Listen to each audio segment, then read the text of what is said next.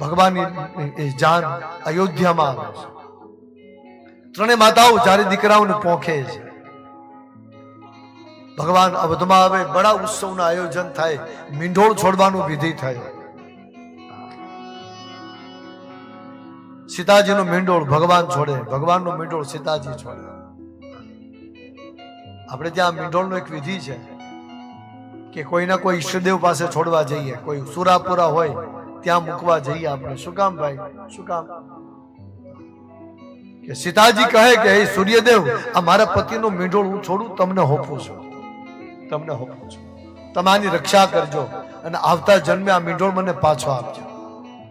મીંઢોળ પાછો એટલા માટે કે આ પતિ મને પાછો મળે. સીતાજીનું મીંઢોળ પણ ભગવાન આપે. ભાવ આ બતાવ્યો. અને આપણે ક્યાં આવતા જન્મ સુધી હાથવી એકવાર ક્યાં હાથ ભગવાનને સોંપી દો, ઠાકોરને સોંપી.